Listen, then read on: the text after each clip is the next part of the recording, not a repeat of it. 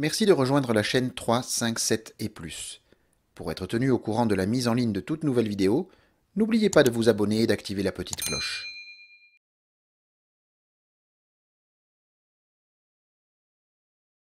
Ce maillet en merisier verni m'a été offert en septembre 2008 par Michel, un frère, lors de mon accession à la charge de vénérable maître. Il l'a fabriqué lui-même. Lorsque son cabinet dentaire, sa vie familiale et ses activités maçonniques lui ont laissé le temps, Michel aimait s'isoler dans son atelier pour travailler le bois. Il appréciait le contact avec la matière et les gestes de la menuiserie. Scier, tracer, entailler, tourner, raboter, râper, poncer, percer, clouer, coller, mesurer, assembler, vernir. Il produisait des choses fines et élégantes, dont ce maillet, que j'ai toujours avec moi dans ma sacoche, avec mes décors. Si je vous montre cet objet, c'est parce qu'il s'y rattache toute la force du souvenir et aussi parce que Michel n'est plus. Le cancer l'a emporté, et en ces temps de confinement, ses obsèques ont eu lieu dans la plus stricte intimité. Je l'ai appris de son beau-frère, qui est aussi mon parrain en franc-maçonnerie. Michel, lui, fut un de mes 3 enquêteurs. C'était en mars ou avril 1992. Je me souviens de son allure de trentenaire actif. Il était descendu d'Ardèche, en moto, pour faire ma connaissance et tester le tout jeune homme que j'étais. Je me souviens que sa plus grande inquiétude était alors que je me fourvoie ou que je me laisse aveugler par des illusions passagères.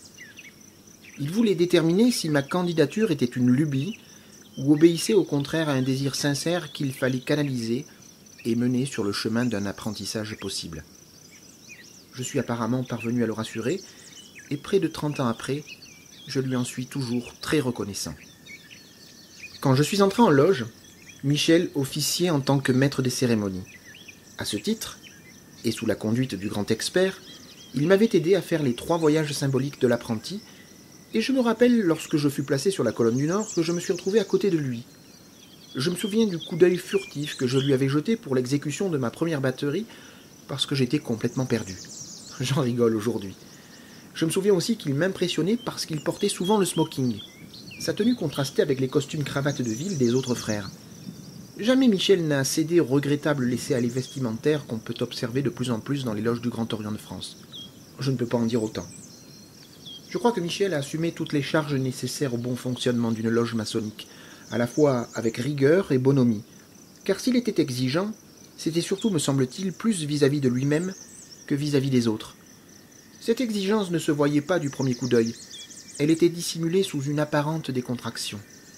Michel n'était pas non plus du genre à pontifier et à juger son prochain. Il aimait en tout cas comprendre les choses. Il aimait la franc-maçonnerie. Il respectait les anciens tout en étant indépendant d'esprit. Il fut, je crois, un vénérable maître apprécié de tous. Je dis « je crois » parce que la vie, tel un cours d'eau, m'avait amené à m'éloigner de France pour des raisons d'études. Je m'étais en effet affilié dans une autre loge et dans une autre obédience.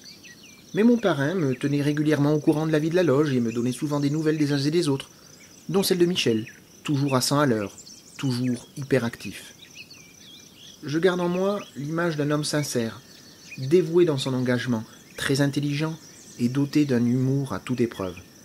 Car il faut que je vous le dise, Michel était un inépuisable réservoir à blagues, calembours, contrepèteries et jeux de mots qu'il maniait à la perfection. Entre 2 bises et un salut fraternel, il pouvait vous en raconter 2 ou 3 bien bonnes à vous décrocher la mâchoire. Il faisait partie de ces visages indispensables à la vie de l'atelier, toujours jovial et de bonne humeur, même avec un gros rhume et un bon mal de crâne. Ces dernières années, nous nous sommes perdus de vue, car les vicissitudes de la vie m'ont amené à m'éloigner à nouveau de mon Orient. Je l'ai furtivement recroisé, mais cette fois dans le cadre de ma vie professionnelle, il doit y avoir 4 ou 5 ans environ. Emporté par le tourbillon de la vie, on oublie que le temps passe vite et que les gens disparaissent dans le silence de la nuit.